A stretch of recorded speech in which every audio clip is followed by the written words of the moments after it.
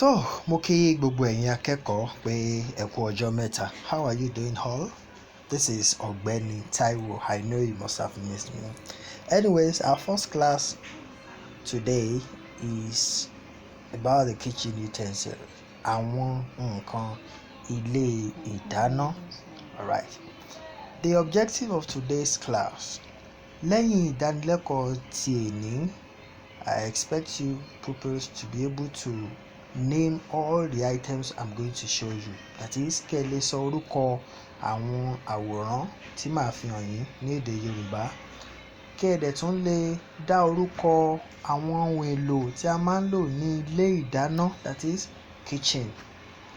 Kẹ́ ẹ dẹ̀ ṣe àpẹẹrẹ àwọn tí à ń fi àwọn ohun èlò wọ̀nyí tí a fi wọ́n ṣe. Don't forget I mentioned ilé ìdáná. It means kitchen. So what are those things we use in the kitchen? Firstly, I want you to know that ilé ni à ń pè ní house. Ilé is house. Ṣùgbọ́n nínú ilé, we have a place that we call ilé ìdáná, and that is kitchen. Ilé house, ṣùgbọ́n ilé ìdáná is kitchen where we cook our food. Right? Kí wá ni àwọn nǹkan tí a lè rí nínú ilé ìdáná? Ohun àkọ́kọ́ òun ni ṣíbí. Ṣíbí means spoon. Tí o bá wo àwòrán yìí, wàá rí pé oríṣiríṣi ṣíbí la ní. A ní àwọn ṣíbí kékeré eléyìí tí a lè fi jẹun. A dẹ̀ ní àwọn ṣíbí ọbẹ̀ tí a fi máa ń bu ọbẹ̀, but we call ṣíbí spoon ní èdè Yorùbá. Lẹ́yìn tí a ti mọ spoon, kí tún ni ohun èlò tí a máa ń lò ní ilé ìdáná? We also have ọ̀bẹ, that is knife. Ọ̀bẹ, ọ̀bẹ, ọ̀bẹ, knife. Alright? A tún ní abọ́. Abọ́ is plate. Nínú abọ́ òun ni a máa ń bu oúnjẹ tí a bá fẹ́ jẹ sí. Abọ́, plate, a-b-ọ́, abọ́, that is plate. Ohun tí ó tún tẹ̀lé ni ìkòkò ìdáná. Hey, this is pot. Ìkòkò ìdáná, cooking pot, èyí tí a fi máa ń dáná. Inú ìkòkò la máa bu omi sí tí a bá fẹ́ gbé omi kaná. Oúnjẹ tí a bá fẹ́ sè, any food we want to cook, we use this pot to cook. Ohun tí ó tún dà bẹ́ẹ̀ òun ni odó, that is mortar and pestle. Ọ̀pọ̀lọpọ̀ nínú àwọn ọmọ òde òní ni kò mọ ohun tí à ń pè ní odó, ṣùgbọ́n àwòrán tí ẹ̀ ń wò yìí òun ni odó. Kí la máa ń fi odó ṣe? A máa ń fi odó gún iyán, that is to pound yam. Ṣé ẹ ti jẹ pounded yam rí?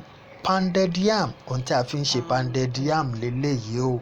Pounded yam, iyán tí a bá fi iṣu, a máa kó iṣu sínú ìkòkò yìí. A máa wá fi ọmọ odó yìí, èyí tó dàbí one yìí, a máa fi gún. Ìyẹn ni pé à ń pound iyán. Èyí tí a fi máa ń pound iyán òun leléyìí. Ohun tí a tún máa ń rí ní ilé ìdáná kitchen òun ni orógùn. Kí ni mo pè é?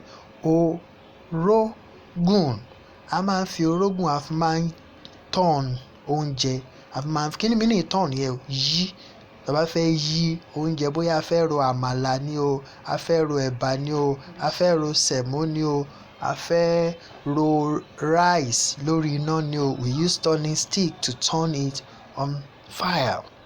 Okay, torí àsìkò wa, a ní ohun tí a wá fi máa ń dáná. Eléyìí tí à ń pè ní gáàsì ìdáná, which is cooking gas. Cooking gas. I'm very sure some of you will have this in your kitchen anyways. So Yorùbá rẹ̀ ni cooking, ní gáàsì ìdáná. Gáàsì ìdáná. Ṣé ẹ fọkàn bá mi lọ? Okay. Ohun tí ó tún wà ní ilé ìdáná ní kitchen wa òun ni ẹ̀rọ amóhuntutù. This is fridge. Inú ẹ̀ la máa ń kó àwọn oúnjẹ tí a bá sè tó ṣẹ́kù, àwọn oúnjẹ tútù tí a bá ṣẹ̀ṣẹ̀ rà, àwọn èso, omi tútù, àwọn nǹkan tí a bá fẹ́ kó tútù tí a fẹ́ kó tètè bàjẹ́, inú ẹ̀rọ amóhuntutù òun ni a máa ń kó wọn sí. Okay? A tún máa ń rí kí lorúkọ eléyìí? Ife, cup. ife cup. Kí la máa ń fi cup ṣe? A máa fi mu omi, a máa ń fi mu coffee, a máa ń fi mu tea, a máa ń fi nǹkan tá a bá fẹ́ mu cup la máa ń fi mu. So kitchen lẹ́ni àti lè rí cup yìí. Ohun tí a tún máa ń rí ni ike ìbomi. This is a bowl. Àwọn míì wọ́n máa ń fi ike, wọ́n fi máa ń bomi, wọ́n máa ń fi bu rice, wọ́n fi máa ń bu ẹ̀wà. Tá a bá ṣàfẹ́ bu nǹkan ike, irú bowl báyìí òun ni a máa ń lò. So nítorí àsìkò wa, àwọn nǹkan mẹ́wàá ni a ti yẹ̀wò báyìí. Àti wo àwọn orúkọ àwọn tí à ń lò ní ilé ìdáná, àti wo ṣíbí, ọ̀bẹ, abọ́, ìkòkò ìdáná, odó, orógùn, gáàsì ìdáná, ẹ̀rọ amóhuntutù, ife, cup àti ike ìbomi. Mo wá fẹ́ fún yín ní iṣẹ́ tí ẹ máa ṣe. Kí dẹ̀ ni iṣẹ́ ọ̀hún? Ni pé kí o dárúkọ àwọn ohun èlò ilé ìdáná 5 tí a mẹ́nubà àbí àwọn míì tí a ò mẹ́nubà.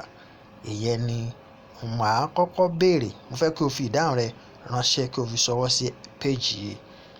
Tó, Ọ̀gbẹ́ni Táíwò ló ń kí yín o pé ó dìgbà. Ẹ ṣé o.